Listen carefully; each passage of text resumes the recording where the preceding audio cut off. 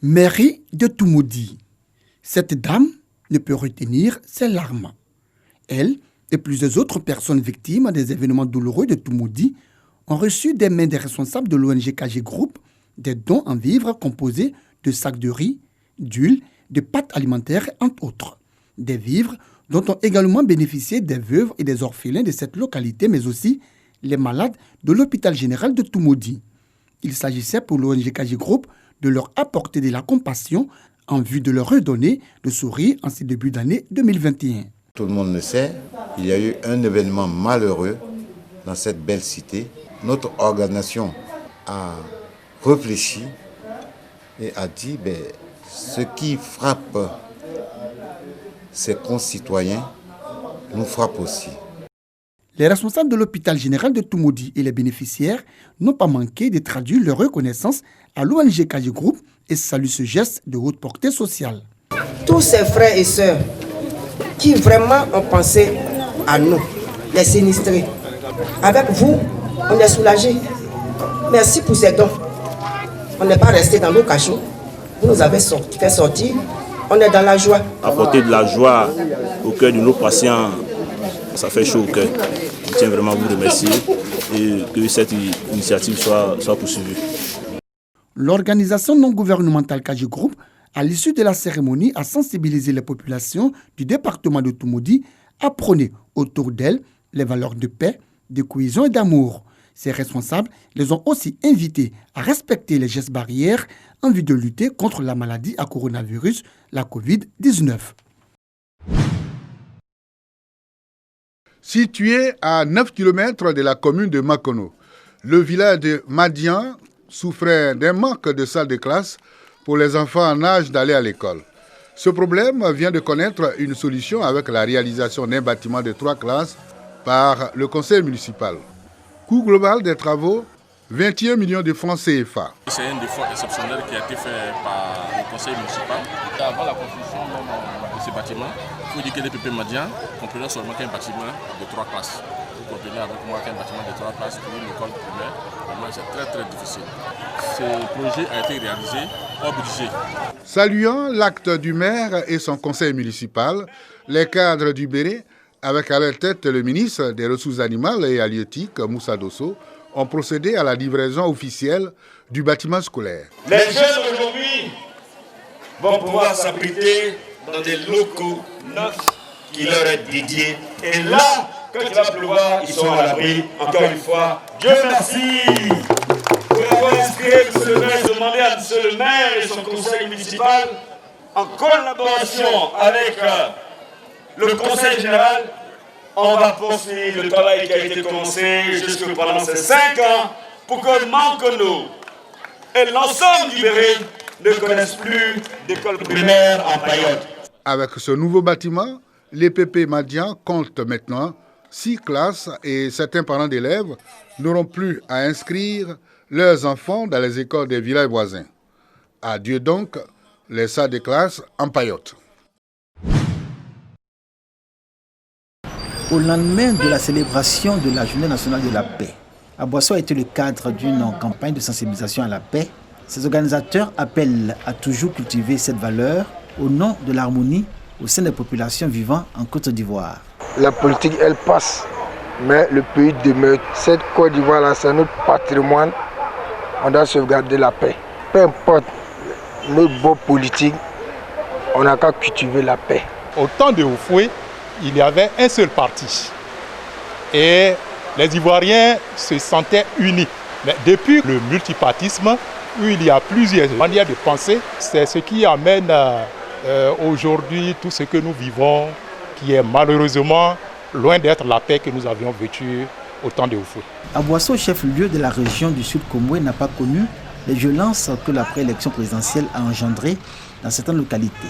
Les populations s'en félicitent. Dans cette ville cosmopolite, frontalière du Ghana, la paix est une tradition. Aboissou en tire beaucoup d'orgueil. À son honneur, son harmonie intercommunautaire et son exemplaire vivent ensemble. Nous rencontrons nos populations, on se parle, les chefs des différents quartiers. Nous leur demandons de propager cette nouvelle-là aux résidents de leur quartier. Il faudrait que nous soyons unis afin que on qu'on puisse vivre tranquillement. Donc la paix, c'est une manière, pour moi, c'est un comportement, c'est une manière de vivre dans la tranquillité. La paix même, c'est le pardon, c'est un don de soi. Abosso a été toujours au-dessus de tous les petits palabres. Et nous vivons en parfaite harmonie avec nos frères. Dans nos réunions et dans le village, on prône toujours la paix parce que c'est le vivre ensemble. Une chose frappe à Abosso, c'est la collaboration constante des responsables religieux. Chacun à son niveau apporte sa pierre à la construction du dialogue interreligieux, des rapports de confiance qui amènent les fidèles au respect des valeurs comme la tolérance, le pardon, l'amour, la cohésion et la paix, dans le respect des différences. Quand on sait tolérer, on sait vivre en paix. Quand on sait pardonner, on sait vivre en paix. Quand on sait recevoir de l'autre, on peut vivre en paix. Nous prions beaucoup pour la paix, pour notre pays. Sans l'entente, on ne peut rien faire. Sans l'amour, on ne peut rien faire. Sans s'aimer, on ne peut rien faire. Si tu vois que tu vas au marché pour aller pour payer quelque chose, c'est la paix qui est là. On va à la mosquée pour aller prier, c'est la paix qui est là. On va à l'église pour aller prier, c'est la paix qui est là. Sans la paix, on ne peut rien faire. On prie pour les autorités de Côte d'Ivoire, qu'ils s'entendent. Autant que chez les chrétiens, les musulmans multiplient les prières et les imams les sermons. Objectif, toucher le cœur des fidèles afin que chacun joue le rôle de faiseur et artisan de paix dans l'intérêt de son pays. Il faut avoir la paix du cœur. Si tu as la paix du cœur là, même s'ils vont te faire quelque chose, tu n'as pas à juger, tu as gros cœur là. Tu ne peux pas marcher avec les gens, aller là. On veut la paix. Toujours quand il y a problème, les gens viennent se mettre à l'abri à Abosso. Quand il y a une cérémonie de paix chez les chrétiens, nous sommes invités. Chez nous aussi, pareil, ils sont aussi invités. Nous sommes tous ensemble, nous avons besoin de la paix. Au nom de la vocation de l'islam à prôner les bonnes vertus, les valeurs d'humanisme et la paix, les imams et les guides religieux musulmans, à divers niveaux de responsabilité dans les mosquées, ont beaucoup prié. Ils se font le devoir d'intensifier leur prière à Allah, loin de perdre espoir, afin que le Très-Haut préserve la Côte d'Ivoire de tous les maux qui constituent une menace pour la paix dans le pays. Les populations d'Abosso, confiantes dans le sursaut national des Ivoiriens, ne cachent pas leur optimisme de voir une Côte d'Ivoire de paix et réconciliée. La paix, c'est que nous devrons se comprendre et que les politiciens aussi doivent se comprendre. Quand ils sont unis, c'est bon, c'est ce qui est la paix. Le jour qu'on a vu à la télévision le président avec Bédier, on était tous contents. On sait que les filles et les fils de Côte d'Ivoire vont se réunir. La paix va venir en Côte d'Ivoire, Inch'Allah. La rencontre Ouattara-Bédier, objet de toutes les attentions, est entrevue comme un grand pas vers la réconciliation et la concorde nationale, mais également signe que la paix est une nécessité pour laquelle les uns et les autres doivent œuvrer. Les religieux les accompagnent de leurs prières.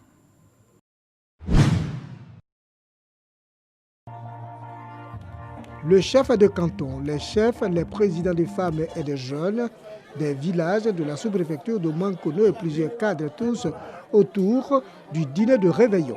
Occasion pour les populations de communier, d'échanger sur le développement de Mankono, dresser le bilan de l'année écoulée et réfléchir sur les perspectives de l'année 2021. 24 heures feux d'artifice pour marquer la fin de l'année 2020 et le début de l'année 2021. Autorités coutumières et cadres ont saisi l'opportunité de cette rencontre pour formuler des vœux de santé, de bonheur et de paix pour le pays et ses dirigeants. Pour la Côte d'Ivoire, des vœux de stabilité, des vœux de paix, des vœux de prospérité pour notre pays en 2021. En plus du pays, donc, pour chacun de nous, Ivoiriens et habitants de la Côte d'Ivoire, je souhaiterais adresser mes vœux donc, de santé. Nos meilleurs vœux l'année 2021, meilleurs vœux à tous les Mankonois, à tous les Bénégas, à tous les Ivoiriens. Le lendemain, 1er janvier, place à la réjouissance sur les places publiques. La danse Sayo, en voie de disparition, a permis aux populations de célébrer la nouvelle année dans une joie indicible.